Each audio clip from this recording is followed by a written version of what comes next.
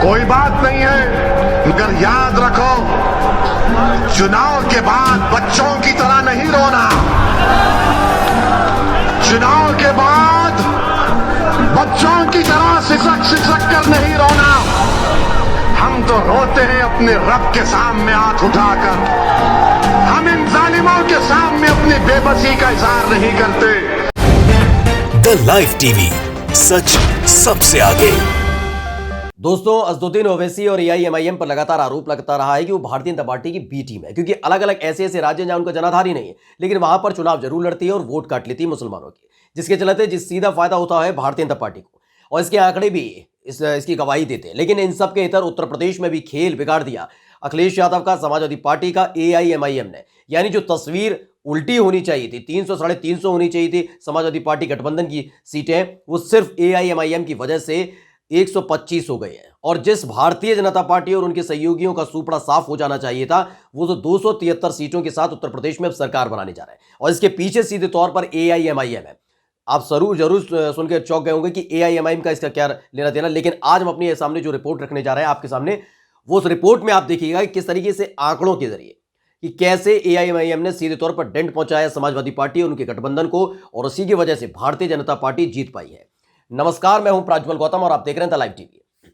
इससे पहले तमाम आप आरोप सुने होंगे, चाहे वो पश्चिम बंगाल का चुनाव हो, चाहे वो बिहार का चुनाव हो, कहीं के भी चुनाव हो, एआईएमआईएम कूदती जरूर है और जीतती कुछ नहीं है, लेकिन हाँ हरवा देती है उन तमाम लोगों को जो मुसलमानों के रहनुमा है, जो मुसलमानों के लिए कुछ कर सकते हैं। और भारतीय जनता पार्टी को सीधे तौर पर इसके फायदा होता रहा है। अब बात करेंगे उत्तर प्रदेश चुनाव की। उत्तर प्रदेश चुनाव में भारतीय जनता पार्टी के गठबंधन को 273 सीटें मिली, जबकि सुपड़ा साफ होने वाला था। और सपा गठबंधन को 125 सीटें मिली, जो 300 से ज्यादा सीटें जीतने वाली थी। लेकिन क्यों नहीं जीत पाई, आज आंकड़ों के जरिए समझिए।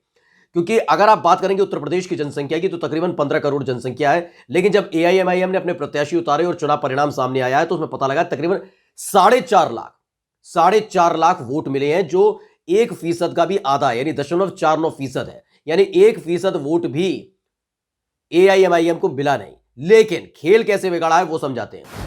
अब आपको खेल एक एक करके समझाते हैं।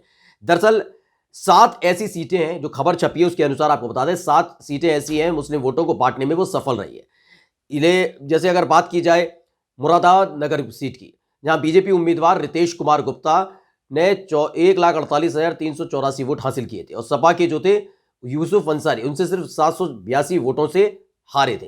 यानी भारतीय जनता पार्टी की जो प्रत्याशी हैं मुरादाबाद नगर सीट से, वो मात्र 782 वोटों से जीते हैं। और इसी सीट पर अगर एआईएमआईएम के प्रत्याशी का आप वकील रशीद का देख लेंगे डेटा, तो पता लगेगा उनको 2,661 वोट मिले। यानी 2,661 वोट अगर एआईएमआईएम वहां पर चुनाव नहीं लड़ रही होती, वो केवल समाजवादी पार्टी का प्रत्याशी वहां खड़ा होकर चुनाव लड़ रहा होता, तो सोचिए भारतीय जनता पार्टी नहीं बल्कि समाजवादी पार्टी के पास ये सीट होती। क्योंकि 782 के मामूली अंतर से सपा प्रत्याशी भाजपा के प्रत्याशी से हार गए। किसकी वजह से? एआईएमआईएम प्रत्याशी की वजह से। अब आगे चलते हैं, आगे हम आपको बताते हैं कि कैसे और अलग अलग जगह क्या स्थिति हुई है। बाराबंकी की कुर्सी सीट को ले लीजिए। बाराबंकी की कुर्सी सीट है, वहां पर भी कुछ ऐसे ही देखने को मिला। शक्रेंद्र प्रताप वर्मा है, मौजूदा विधायक है, उनकी जीत का अंतर सपा के राजेश कुमार वर्मा से मात्र 217 है।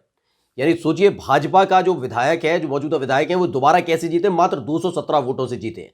लेकिन जब एआईएमआईएम के प्रत्याशी यहां पर कुमैल अशरफ खान ने चुनाव लड़ा, परिणाम निकलकर सामने आया, तो उनको मिले थे कुल मिलाकर 8,541 वोट। यानी ये पूरा का पूरा वोट अगर खिसक कर, इसका आधा वोट भी खिसक कर, क्योंकि वहां पर कांग्रेस और बसपा भी चुनाव लड़ रही थी, अगर आधा वोट इंदौर में पड़ता और आधा वोट भी अगर उधर चला जाता, तो सोचिए 217 वोटों का जो ये मामूली सा अंतर था, उसे पाट लिया जाता। लेकिन एआईएमआईएम के प्रत्याशी की वजह से पूरा खेल बिगड़ गया।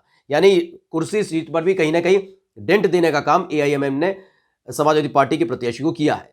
वहीं सहारनपुर की नकुड़ सीट की बात की जाए, वहां से समाजवादी पार्टी के डॉक्टर धर्म सिंह सैनी वो चुनाव लड़ रहे थे, और भाजपा के थे मुकेश चौधरी। अब इन दोनों के बीच का अंतर देखकर आप भी फिर चौंक जाएंगे। बहुत हल्के हल्के अंतरों पे आ रहे हैं। हमने आपको पहले भी रिपोर्ट में दिखाया था, मात्र 100, 200, 250, 500, मतलब 2,000 से नीचे वाली जो सीटें थी, वो तकरीबन कम से कम होंगी 40 से 45 ऐसी सीटें हैं, जहां पर 2,000 वोटों को केवल अंतर है, उसी से जीते। और ये उससे ज्यादा वोट एआईएमआईएम के प्रत्याशी ने हर सीट पर पा लिए। यानी अगर वो वोट खिसक कर समाजवादी पार्टी के पक्ष में होता, तो अंदाजा लगाइए तस्वीर क्या होती। पहले हम नकुड़ सीट की बात कर रहे हैं, तो धर्म सिंह सैनी जो समाजवादी पार्टी के प्रत्याशी थे, उनके खिलाफ भारतीय जनता पार्टी के मुकेश चौधरी चुनाव लड़ रहे थे। इन दोनों के बीच का अंतर जानेंगे। भारतीय जनता पार्टी का प्रत्याशी मात्र 315 वोटों से जीते, मात्र 315 वोटों से जीत गए भारतीय जनता पार्टी के प्रत्याशी। लेकिन अगर एआईएमआईएम चुनाव नहीं लड़ती तो ये जीत सुनिश्चित थी, क्योंकि एआईएमआईएम ने रिजवाना को मैदान में उतार दिया था। 3,593 वोट मिले थे, यानी 3593 वोट अगर समाजवादी पार्टी के मुसलमानों को मिल जाते, क्योंकि एआईएमआईएम मुसलमानों की पार्टी है, हर कोई जानता है मुसलमान उन्हें वोट कास्ट कर रहे थे। ये मुसलमान अगर समाजवादी पार्टी के पास आ जाते नकुल सीट पर तो धर्म सिंह सैनी आज हारते नहीं, वो जीत जाते। उन्हें सिर्फ 315 वोटों से वो हारे। इसके आगे आप जाइए जौनपुर की शाहगंज सीट, ये वो तमाम सीटें बता रहे, 7 सीटों को तो आंकड़ा ही है। इसके अलावा बहुत सी ऐसी सीटें हैं जिस पर एआईएमआईएम ने खेल बिगाड़ा है। जौनपुर की शाहगंज सीट पर अगर बात करेंगे, समाजवादी पार्टी के शैलेंद्र यादव मात्र 719 वोटों से भाजपा के प्रत्याशी से चुनाव हार गए। और यहां पर एआईएमआईएम के उम्मीदवार को कितना मिला था? नायाब अहमद खान को 8128। अंदाजा लगाइए जो खेल बिगाड़ने का काम किया गया है किसकी तरफ से किया गया है और कैसे वहां पर असदुद्दीन ओवैसी पहुंचे थे। ये तमाम चीजें हम आपके सामने बता रहे हैं कि अखिलेश यादव जो सरकार बनाने जा रहे थे, सुनिश्चित हो गया था, कोई गिला शुगा नहीं थी, कोई भी संदेह नहीं था। सीधे तौर पर संकेत और संदेश दोनों मिल रहा था कि अखिलेश यादव आने वाले हैं, चुनाव जीतने वाले हैं, सरकार बनाने वाले हैं। लेकिन खेल किसने बिगाड़ा? अपनों ने, जो मुसलमानों की रहनुमाई का डंका पीटते हुए अलग अलग जिलों में पहुंच रहे थे और मुसलमानों का वोट काट रहे थे। और समाजवादी पार्टी को यह वोट मिल जाता तो आज उत्तर प्रदेश में अखिलेश यादव की सरकार होती, समाजवादी पार्टी गठबंधन की सरकार होती। लेकिन खेल बिगाड़ दिया। जौनपुर की शाहगंज सीट पर भी मात्र 315 वोटों से वो हार जाते हैं, 719 वोटों से हार जाते हैं और 8128 वोट मिलते हैं एआईएमआईएम को। यानी अगर ये वोट समाजवादी पार्टी को ट्रांसफर होता तो समाजवादी पार्टी के खाते में शाहगंज सीट भी होती और शैलेंद्र यादव विधायक होते। अब इसके आगे बढ़ते हैं। सुल्तानपुर सदर सीट से बात करें तो एआईएमआईएम के मिर्जा अकरम बेग है, वो 5225 वोट मिले। वहीं समाजवादी पार्टी के जो अनूप सांडा है, बड़े नेता भी हैं और विधायक भी रह चुके हैं, वो भाजपा के उम्मीदवार विनोद सिंह से 1009 वोट से जीते हैं।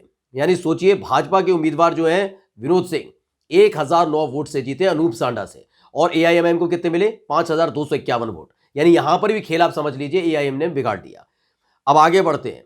बहुत सी सीटें, भदोही की औरैया सीट है, साथ ही आप इसके आगे बढ़ेंगे तो बिजनौर सीट पर भी भाजपा प्रत्याशी मामूली अंतर से जीत गए, जो सुची हैं रालोद की प्रत्याशी से जीत गए। ये तमाम सीटें हम आपको इसलिए बता रहे हैं क्योंकि लगातार ये आरोप एआईएमआईएम पर लगता रहा है और अब तो पुख्ता हो चुका है।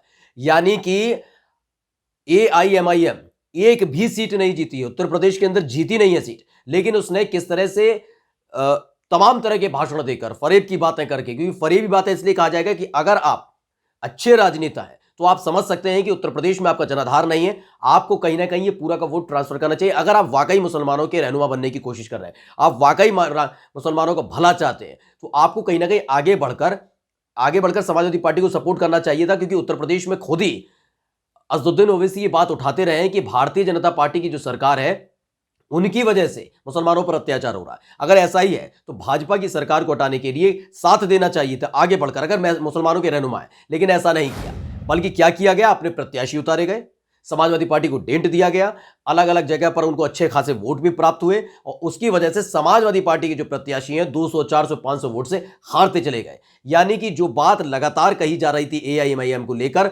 मुसलमानों को गुमराह करने की, मुसलमानों के लिए बात करने की, मुसलमानों की रहनुमाई से अपने बारे में बात करने की, वो सिद्ध होती हुई नजर आती है। और ये भी बात निकलती हुई आती है कि कहीं ना कहीं भारतीय जनता पार्टी की बी टीम के तौर पर एआईएमआईएम काम भी कर रही है। नमस्कार। द लाइव टीवी, सच सबसे आगे।